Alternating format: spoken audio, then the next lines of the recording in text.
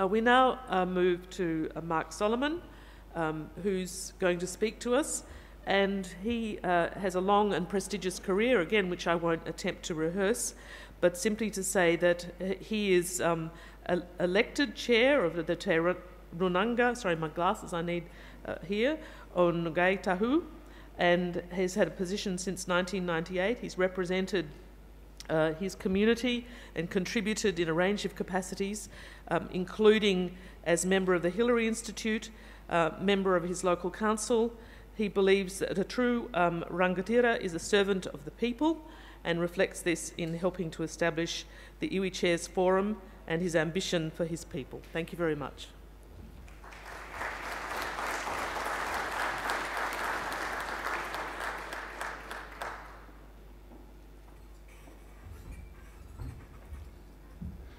Mamahara ki te honongo te pito, te ira tangata, ka kitea ngā pai hohonot ngā kou a ti hei mauri o rā. A ka whakatua hau ki ronga ki te mihi atu ki a koutou, te mana o te rohi nei. A ki a koutou katoa, ka kaui o hau te whakaro me te aroha o te whānui o ngaitahu. Nō reira tēnā koutou, a tēnā ratata katoa. It is a pleasure to be here today. My first part was hold fast to the bindings of the umbilical cord to the ancestors, and you will see the far horizons of the heart. My second part of my statement was that I acknowledge the tangata whenua of this area, and I bring also the greetings and the aroha, the love of the Ngāi Tahu people to you all. Kia ora. For my people, Ngāti Kuri, we say the ocean is known as Te Tai o Marakura, the Sea of Marakura. Marakura and Aitua carved the underwater trenches in the deep sea canyons with his magical patu, his war club. The pathways created by these trenches were followed by the ancestor Paikea, who came to New Zealand on the back of a whale from our ancestral land, Hawaii. His descendant was Tahu Pōtiki, the ancestor of Ngāi Tahu and Ngāti Kuri. Tahu's people travelled down the east coast of the North Island, and it was the Kuri families that were first to cross the Cook Strait and travel part way down the east coast of the South Island to settle in the Kaikoura region, where Ngāti Kuri, my people, still live today. The Kaikoura region lies between the Waiotoa and Piritutai Putaputa rivers on the east coast of New Zealand's South Island. Today those rivers are known as the Clarence River and the Conway. It is one of the most extraordinary land and seascapes in the world, and I'm not just saying this because it is my home. At the heart of the region is the bustling town of Kaikoura, built at the base of a small peninsula and enclosed like a curtain at its back by the northern end of New Zealand's Southern Alps. These spectacular mountains, the seaward Kaikoura Ranges, appear to rise straight from the sea, with the highest peak reaching 2,610 metres. But this is only half of the story. Just below the waves that seemingly crash to the foot of the mountains is the Kaikoura Canyon. It drops sharply down to depths well over 1,000 metres and provides nutrient-rich waters that help to support a biota that is one of the most diverse in the world. Given that the life in the deep canyon is not supported by hydrothermal vents, it has been described by marine scientists as absolutely unique in terms of the richness of the habitat below 500 metres. Nothing elsewhere comes close to it. And to prove my point, let me quote from an abstract by leading New Zealand scientists employed by the National Institute of Water and Atmosphere, one of our leading Crown research companies, and published in the Proceedings of the Royal Society in 2010. They reported that the biomass values of the Kaikoura Canyon were 100-fold higher than those previously reported for deep-sea, non-chemosynthetic habitats below 500 metres in the ocean. For Ngāti Kuri, this canyon is even more significant. It is like the end of a thread that weaves us back to our ancient places of belonging. I hope you are beginning to feel how special this place is. It is much more than the canyon, although that is international in its significance and importance. The entire Kaikoura marine environment is an ecological system where the whole is far more than the sum of the parts. Tourists to the area know it for the seal colony that thrives along the rocky outcrops. These outcrops are adjacent to the highway, which hugs the small strip of land between the base of the mountains and the shoreline. So it is popular with the tourists who can view seal pups playing on rocks as they travel along. And the area is also known for the resident sperm whale population, and visiting whale populations such as humpbacks, southern right whales, minke, fin whales, occasionally the giant blue, and several species of toothed whales, including orca and pilot whales. There are an estimated 2,000 dusky dolphins living by the coast at any one time, and the very rare and smaller Hector's dolphins are also to be seen. A great diversity of seabirds breed along the coast, and almost half the sharks and ray species found around New Zealand are recorded from Kaikoura. Understandably, the local indigenous people, my people, Ngāti Kuri, are immensely proud of our coastal region and have fought for generations to maintain our rangatiratanga, our chieftainship, our kaitiakitanga over our special places, our guardianship. This includes our ability to harvest the extraordinary fishery, which includes the koura, lobster or crayfish, that the local area is famous for, and for the pawa, known as abalone here, that has sustained our people for generations. In the 70s, it would be fair to say that Kaikoura's economy was based on farming, fishing, the New Zealand Railways, the Ministry of Works, and the Catchment Board. In the early 80s, the Railways reduced its staffing regime from 23 crews down to 3. The Ministry of Works closed down. The Catchment Board closed down. Fishing was in the doldrums because of overfishing. My uncle, Uramu Tahaere Solomon, and his wife Reo, 2 aunties, Rebecca Clayton and her husband Raymond, Miriam and Spencer Kahu, and a Pākehā family, Richard and Terry Oliver, approached the banks in Kaikoura to see if they could raise some capital to do a feasibility study for whale watching. They had to put their 4 homes up as collateral to receive a $30,000 loan from our banks. They engaged a couple, one an oceanographer, to undertake a feasibility study. For whatever reason, the 2 people doing the feasibility study were awarded a whale watching permit 1 week before we received our licence. We both started our journey into whale watching, and after 3 years, this couple put their business on the open market for $750,000. At the time, the Department of Conservation had 23 applications for a whale watching licence. Everybody burst out laughing. No one will pay $750,000. My uncle, Uramu Tahaere, came to the Ngāi Tahu Māori Trust Board and said, look, we can put $400,000 on the table. Can you give us the other $350,000 so we can purchase this licence? We will amalgamate the 2 licences. Ngāi Tahu, you can have a 43.5% shareholding. Ngāi Tahu, fortunately for us in Kaikoura, agreed. So we took over the new business. Our town exploded. They firebombed our buses. They poured sugar into the fuel tanks of our boats.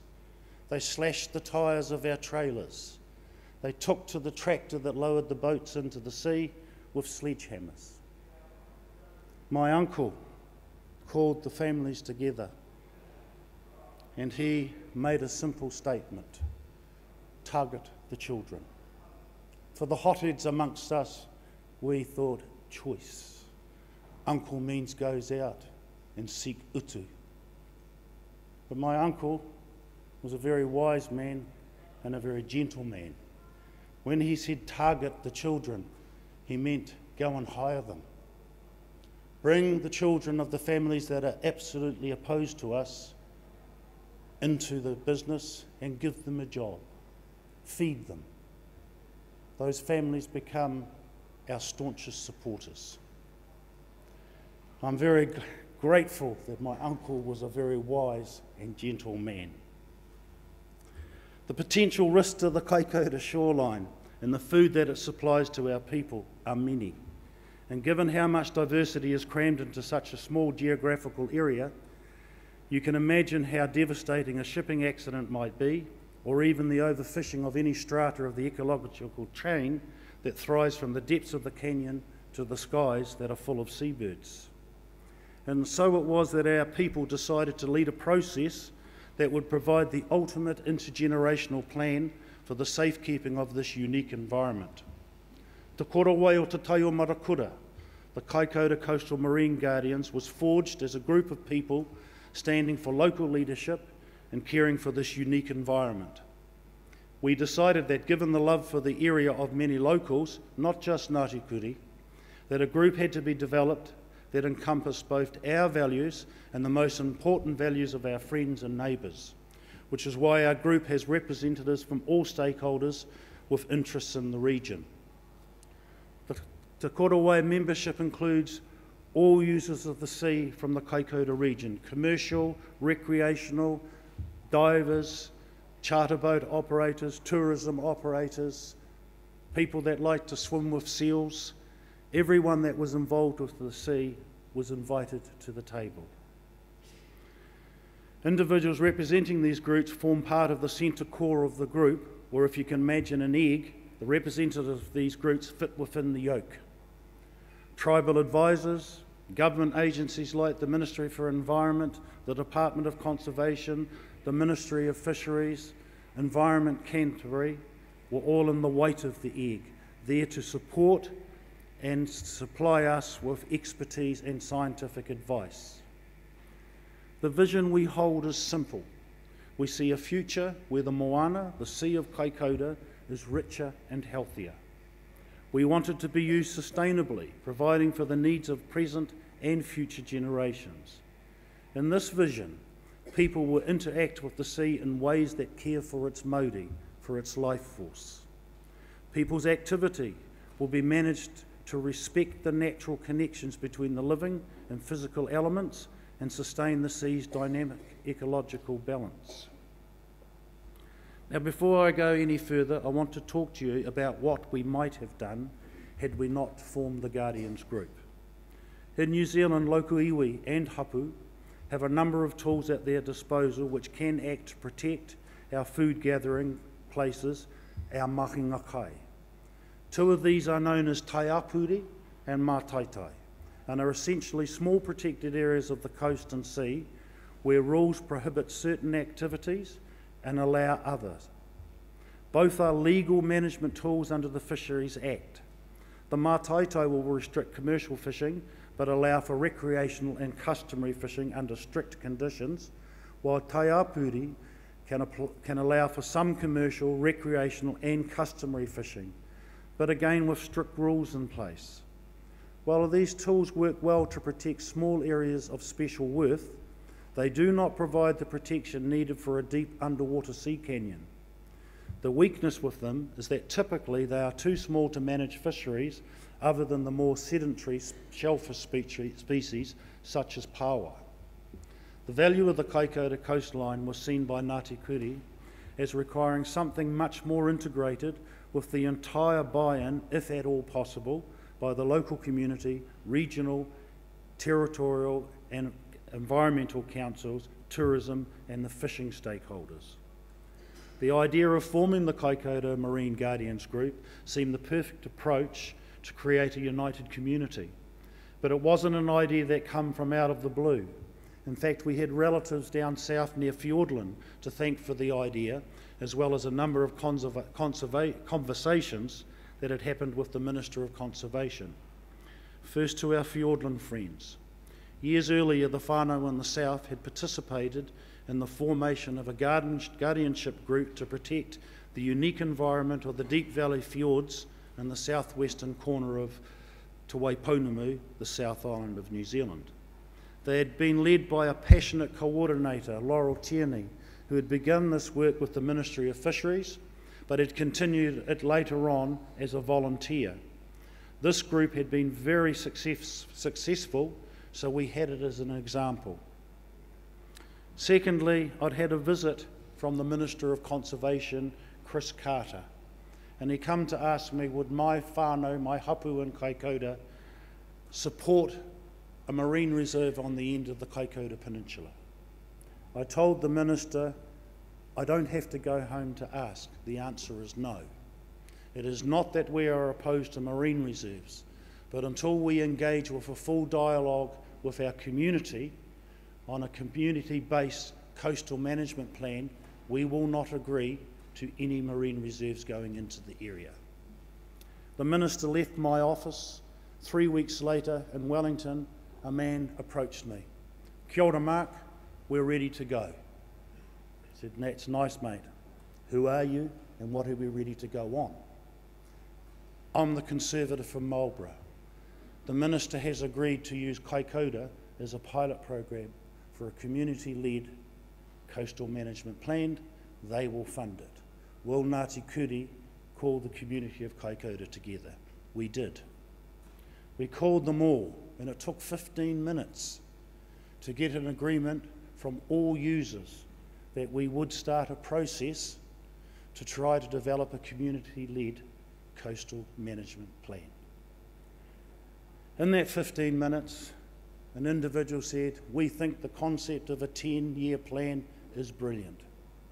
I stood up and said, I'm going home.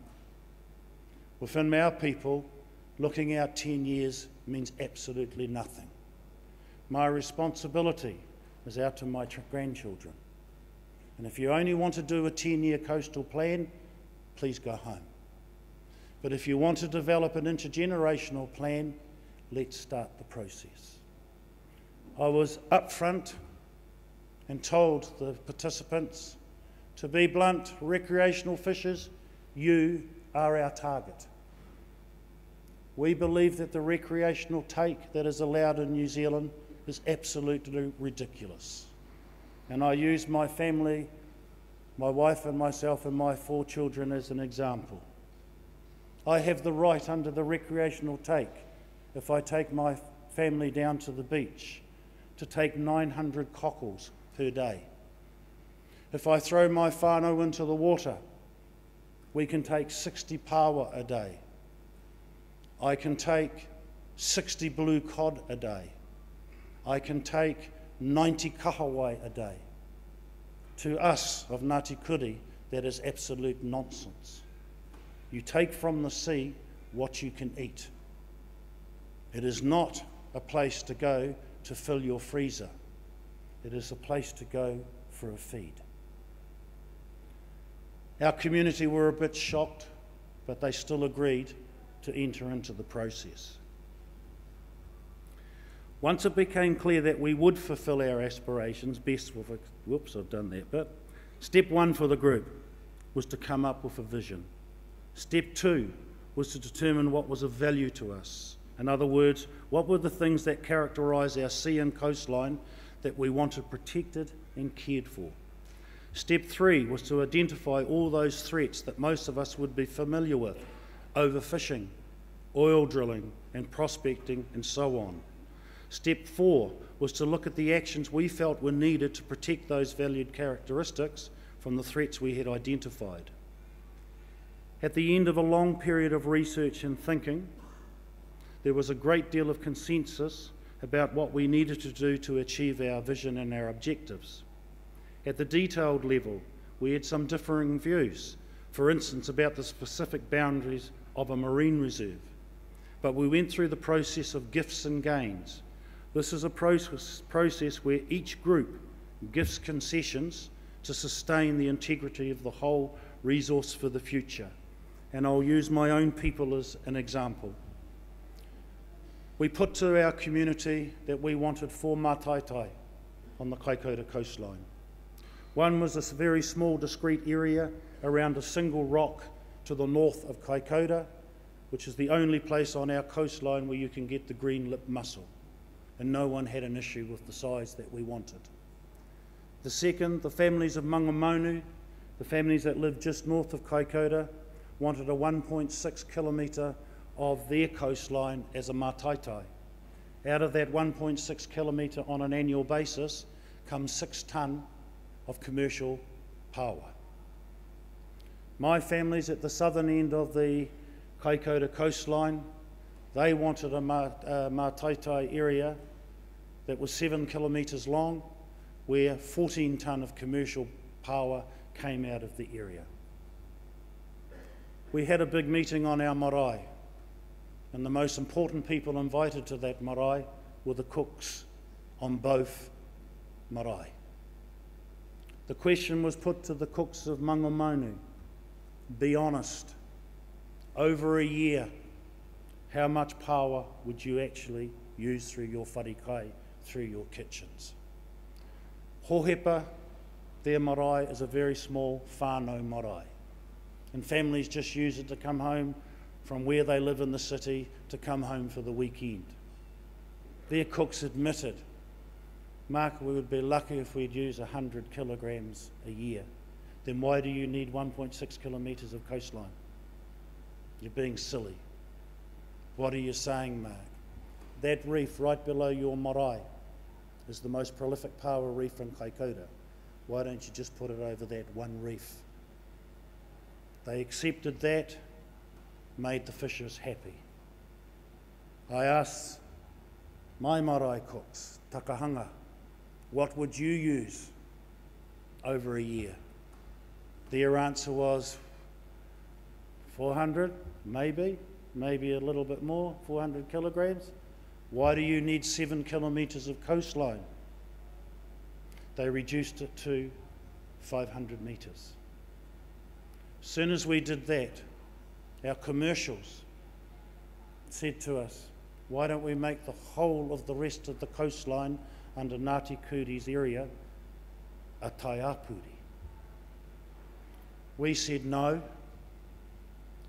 These new tools are in some ways new and unknown to the rest of our communities. Let's stick with the areas that we've started with, see if we can get them put through, get our communities used to them, see that it does not prevent them from fishing, does not prevent them from putting a boat or anything into it. Once we have the whole community comfortable, then we will extend it to the full extent of our rohi. That has been accepted by our others. One of the critical and hardest to reach decision was the idea of implementing a marine reserve.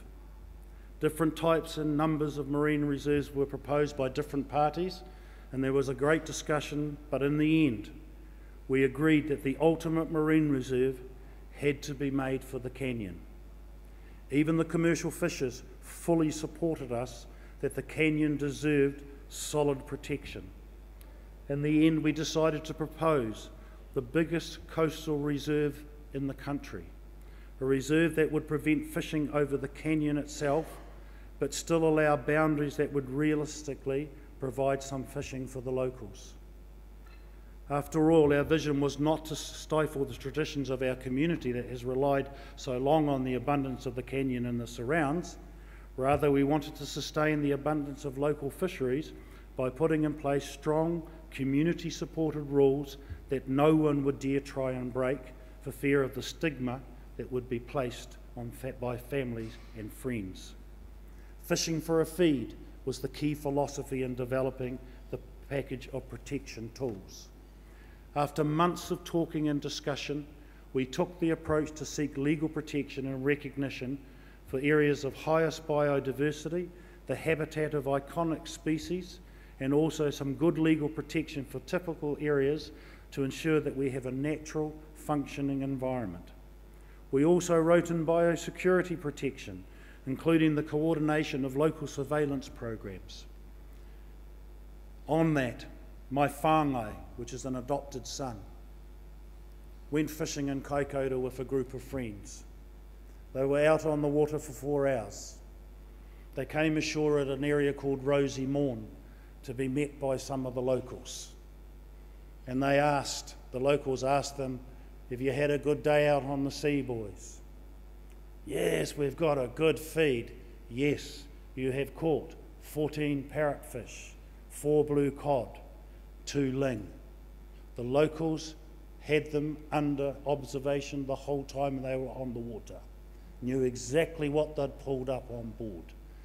And as we have consistently argued, your best protection are the eyes and the ears of your community. For our people, an important outcome was the widespread support among all stakeholders for rules to ensure the ongoing protection of key food baskets and the protection of sustainable customary practices associated with these areas. These key food baskets are to be recognised in the use of special provisions under the Fisheries Act, including use of mataitae and taiapuri.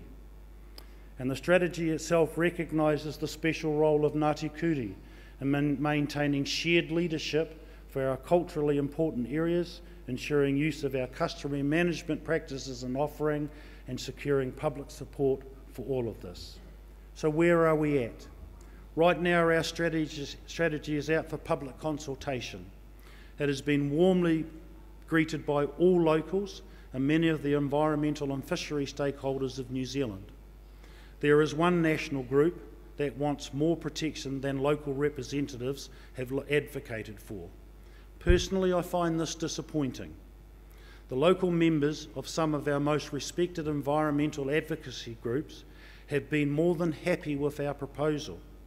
Local people are always astutely aware of any competing fishery, tourism and customary interests, but our locals are also part of the movement to overcome these hurdles through negotiations that have at their heart the visions and values that we have set in place. It seems to me that some of the environmental advocates from outside of the region are acting as though we have not deeply thought about all of this and simply asking for greater blanket ban on fishing, which to my thinking denies the history and economy of the region. But that is a personal view, and my view is only one of many represented around the table. At the end of the day, most submissions have been supportive of the overall concept, and many have offered valuable feedback. All the feedback will be considered by the Guardians before we release the strategy.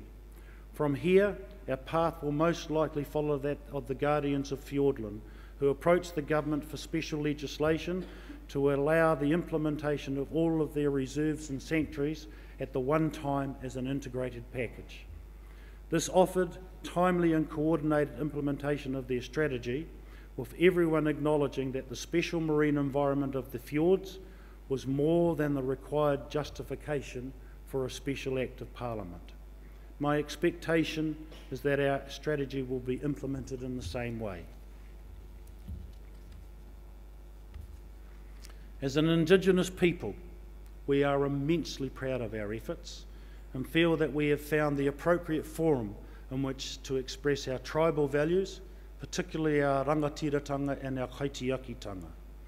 Our desire to guard and protect our environmental food baskets for our children and their children to come. Mō tātou a mō kauri a muri aki nei. Tēnā koutou.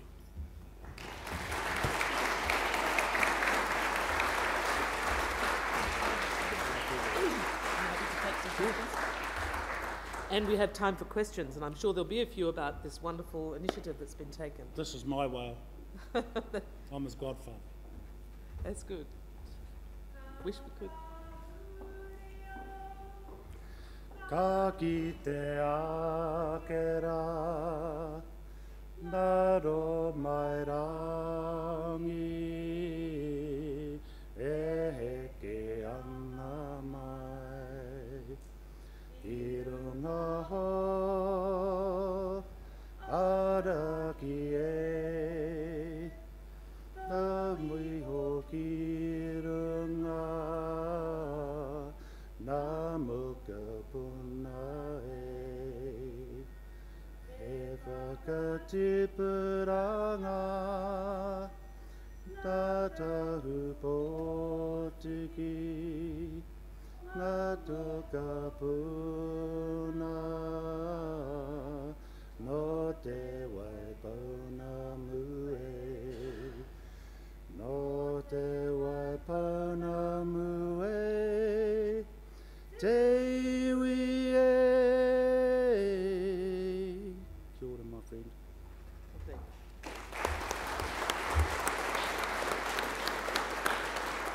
It is a tradition within Māori that after a person has spoken, they do a waiata. I come from a hapu, as I say, Ngāti Kuri, and every time we had our manuhiri on the marae, and our uncle would speak, and we would sing and stand and sing on his behalf, every time we sang, he'd go, "Ladies and gentlemen, the Ngāti Kuri nightingales. Don't they stink?" A sense of humour. David?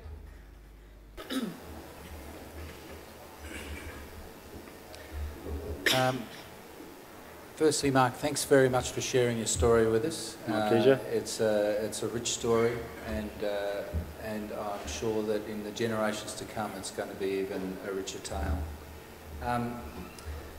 One of the things that this conference is about, and one of the reasons why we're really pleased to have yourself and other speakers here, is to support parks organisations to think beyond their boundaries, to engage in new partnerships with new people. Your presentation is in part a story of creating partnerships with unlikely people out of necessity, people we wouldn't normally. And when we look towards landscape scale conservation and those kinds of things, we look to the farming community, we look to regional communities to find ways to share a story about conservation. From your own life experience and those that you have learnt from your own ancestors, I wonder if you could share what you have learnt has made a big difference in creating those new partnerships. I think the biggest shock that everyone that participated in the first meetings got, Laurel Tierney, the facilitator, when she opened the meeting, she said, "Right, we're going to do a little exercise. Every one of you is at the table, you've got 2 minutes. What's your vision for the sea?" So 30-odd people had 2 minutes each to put their vision. What shocked all of us, actually we were all saying very, very similar things, but we were all coming at it from a different direction. And I think that openness and that transparency, the one thing that I've always been taught, in fact I'll tell a little story to it. I went to my uncle about one of the trust board members. I said, "What do you put up with him? Half of what comes out of his mouth is dumb." My uncle said to me, "The problem with you don't know how to use these." He said, "I agree that a lot of what comes out of that man's mouth is silly. But what we do is we sit and wait to hear the tinkle of a diamond that will eventually fall out of his mouth." 2 weeks later, with this particular man that I was talking to my uncle about, I heard the diamond fall out of his mouth and hit the table. One thing you have to do in any of these forms of processes, learn to listen to what the people are saying. Basically, you'll all be saying the same thing because you've all got the same objective. Everyone in this room has got the same objective, but if you put yours together, you'll come from different directions. So use these. That's the one bit of advice that I was given that I hold absolutely to my heart. It's real. Another question? If not, I'm sure you'll get your ear bent during morning tea. So thank you very much. My pleasure. Thank you. Thank you. And let me